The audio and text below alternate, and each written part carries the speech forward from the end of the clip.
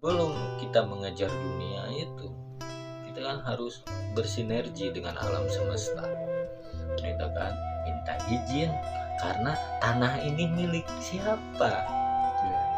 Tanah ini milik siapa? Meskipun di dunia ini namanya si A, Ya, dibeli hakikatnya milik siapa, gitu kan? Ini seperti itu. Makanya sebenarnya manusia tuh hanya sekedar dititipkan, dilahirkan di dunia ini kan. Iya, dititipkan, tapi kan kesini makin menguasai, makin merasa berhak akan alam ini.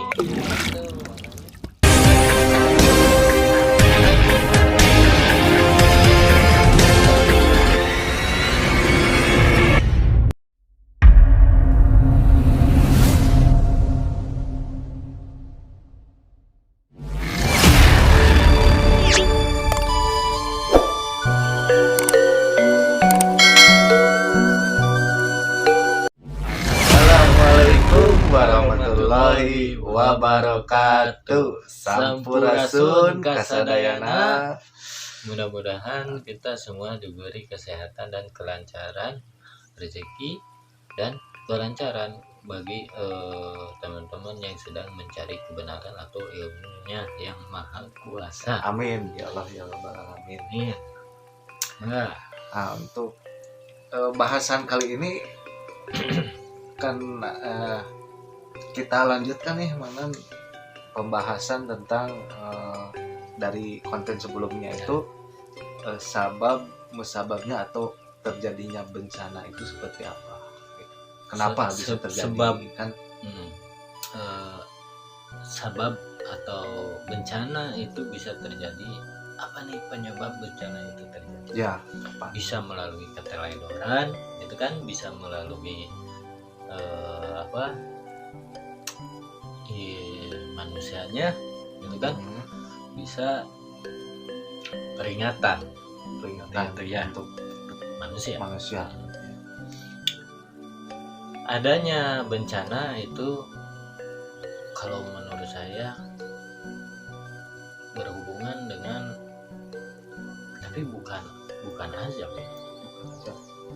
Intinya bukan azab. Pokoknya mah ada azab mah di dunia. Dayak itu namanya. Kayak hukum karma. Oh, karma ada. Karma ya.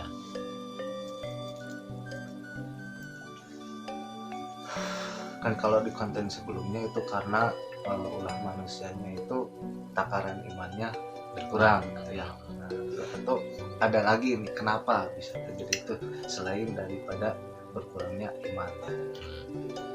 Jadi sebenarnya turunnya bencana itu kan untuk mengingatkan bahwa seseorang atau manusia yang ibaratnya tempatnya terkena bencana Ya. Misalkan begitu, bisa jadi di pemimpin daerah tersebut tidak ada keadilan di sana. Banyak luas sebenarnya penyebab terjadinya bencana ini.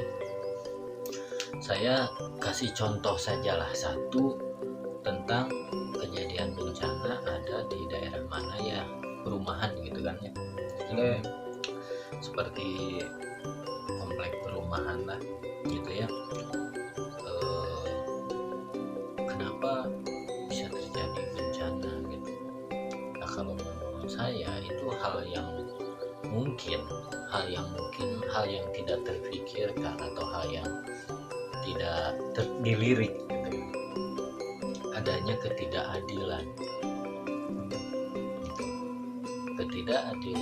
antara si pemilik developer, bosnya dengan karyawan sampai ke tukang bangunan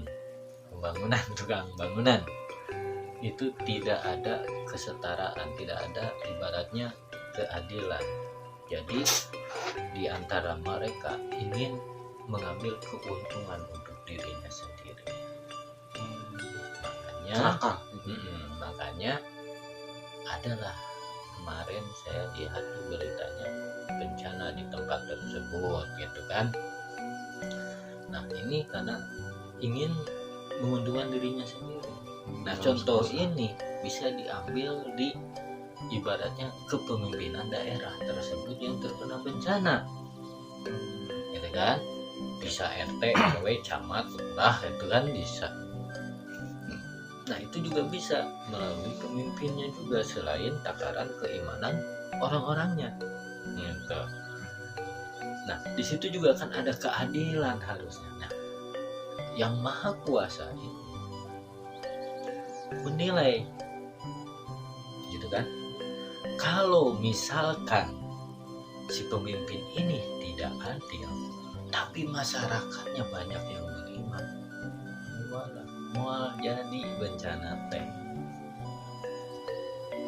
Karena yang maha kuasa lebih sayang sama orang yang mengenalnya, gitu, yang beriman itu, gitu kan, daripada pemimpinnya.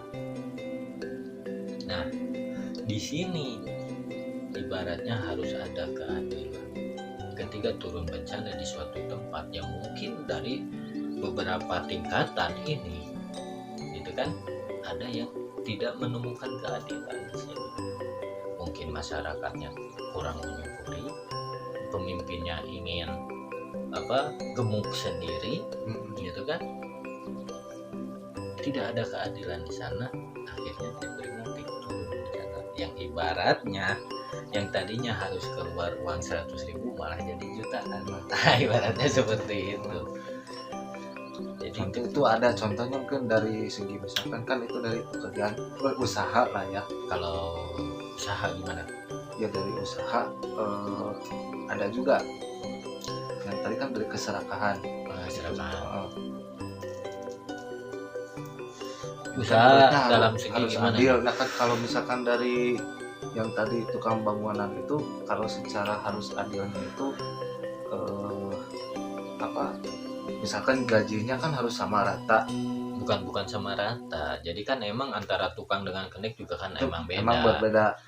Ya intinya begini, bisa saja ibaratnya pembayaran ini ditunggak atau gimana gitu. Terus bisa saja harga pembayaran untuk tukang ini dimurahin. Terus bisa saja pembangunannya, materialnya jelek, tidak sesuai dengan harga jualnya, bisa begitu. Iya. Terus ketika mengambil tanahnya ini, gitu kan, tidak ada orang salah satu banyak yang tidak ridho ibaratnya, gitu. Terus ketika membangun tidak ibaratnya ada syukuran, menyukuri akan ada pembangunan ini, komunikasi dengan yang disebut leluhur di daerah tersebut, gitu. Itu kan banyak aspeknya, gitu. Jadi harus sinergi, semuanya harus kompak gitu. Makanya kan ada istilah, kalau zaman dulu sebelum ada ini kan harus syukuran, ada ritual katanya, gitu kan ya, ada kan? Ada kan seperti itu. Nah, itu supaya kita tuh lebih sebelum kita mengejar dunia itu, kita kan harus bersinergi dengan alam semesta, gitu kan, minta izin karena tanah ini milik siapa. Tanah ini milik siapa, meskipun di dunia ini namanya si A, dibeli hakikatnya milik siapa, gitu kan. Jadi seperti itu. Makanya sebenarnya manusia tuh hanya sekedar dititipkan, dilahirkan di dunia ini kan. Iya, dititipkan, tapi kan kesini makin menguasai, makin merasa berhak akan alam ini, gitu. Makanya dimilik hak.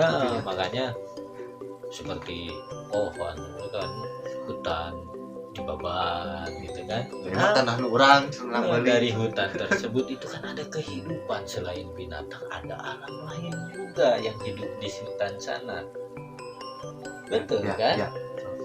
Kita kan harus bersinergi di sana, harus menyatu, harus saling berkomunikasi. Makanya harus adil antara nyata dan tidak nyata, gitu. Jadi Jadi segala sesuatu itu kita harus berkomunikasi, maupun ibaratnya selain pemimpin daerah juga ke pemimpin ibaratnya yang disebut leluhurnya di daerah tersebut gitu. Setiap daerah tuh ada, mau di tengah kota juga ada gitu. Seperti itu. Itu bisa terjadi bencana seperti itu. Banyak aspek, sebanyak sih sebenarnya ininya, Banyak ya sebabnya gitu sebab akibatnya gitu. Karena ini kan ibaratnya tentang harga dan menghargai. pimpinan yang suka korupsi itu juga ngaruh ya, ada juga kan. Cuma itu kan dari segi bencana gitu kan, bencana itu banyak penyebabnya gitu. Nah, banyak juga orang yang ingin menyelamatkan tempat tersebut, ibaratnya orang-orang yang bisa berkomunikasi langsung dengan para leluhur. Nah, orang-orang yang bisa berkomunikasi dengan para leluhur itu kebanyakan menjalankan tugas untuk menjaga alam ini, keseimbangan apa yang disebut Pajajaran, disebutnya apa? Pakuan Pajajaran. Nah, kenapa disebut Pakuan Pajajaran? Itu nanti saya bahas di episode selanjutnya. bersambung. Kenapa nama bisa jadi Pakuan Pajajaran? Itu kan filosofi. Pakuan Pajajaran ya. Bukan sejarah. Yang saya kuak ini hakikatnya. Bukan sejarahnya, karena saya bukan ahli sejarah. Tapi kalau tentang menguak ibaratnya filosofi siloka atau ilmu hakikat al-walam, insya Allah gitu kan, tentang hakikat kehidupan, dan saya bisa menjelaskannya gitu, insya Allah. Itu juga atas izinnya. Kalau tidak diizinkan kan mungkin saya juga belah-belah. Yang namanya manusia bisa apa? Iya, gitu kan. Enggak. Jadi untuk konten kali ini kita sudahi saja sampai di sini. Untuk teman-teman jangan lupa di like, di subscribe, dinyalakan tombol loncengnya, dan juga di share. Episode atau pembahasan berikutnya tentang Pakuan Pajajaran. Apa sih, kenapa disebut Pakuan Pajajaran? Tunggu secara hakikatnya di kehidupan sekarang apa tuh Pakuan Pajajaran? Kan itu kalau dari sejarah udah lama ya. Udah lama. Di sekarang ini ada Pakuan Pajajaran. Siapa bilang Pakuan Pajajaran tidak ada? Masih ada. Penasaran kan? Nonton nanti di video selanjutnya. Oke, langsung aja ditutup. Kita akhiri dengan ucapan salam. Wassalamualaikum warahmatullahi wabarakatuh.